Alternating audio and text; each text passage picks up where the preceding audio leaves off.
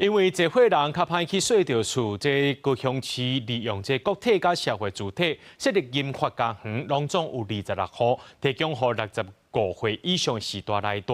说因为伤过抢市啊，即马是全部住满，还佫有180多人单要排队申请。经过敲清呢，最近这社会局佫伫咧红山建国新城增加8户，对14开始受理申请。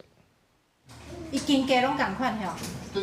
社会局人员提早时开门，带大家来红山的建国新城，看新增加的银发家园厝型间隔，3房2厅2间1间啊，虽然无多家具，不过基本的装潢、家电用品拢真齐全。社会局讲，高雄市即阵5个人内底，有一个是65岁以上的时代，拢总有55万人。因为这伙人歹税厝，去年社会局伫红山遮规划4个银发家园，马上就满了。今年佫增加8户，上少会当住16个人。有住户讲，附近环境清幽，佫里边真适合因住。袂歹啦，这袂歹。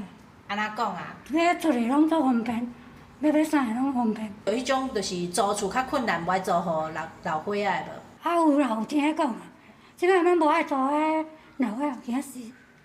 除了红山的建国新城，伫主营的翠华国体、前金的大同社会主体，嘛有规划银发家园。3个所在加起来拢总有34户，会当住68个人。因为厝型无相像，厝税上俗的3000块，上济8600块。社会局讲，因为环境厝税拢有替时代设想，因此只要有厝开始税，连面就抢了了。即阵也有100-200人伫咧排队申请。左营跟前进部分目前是都有后缺的，那大概就是因为有单人跟双人，大概加起来大概可能将近大概180位左右的一个后缺的状况。社会局表示，因为法规限制关系，社会体无法度直接指定或特定的族群来申请，才会出现这种小抢的状况。后续因会继续争取，让这伙人得到较妥善的照顾。记者郭家祖、邱朝阳、高永昌报道。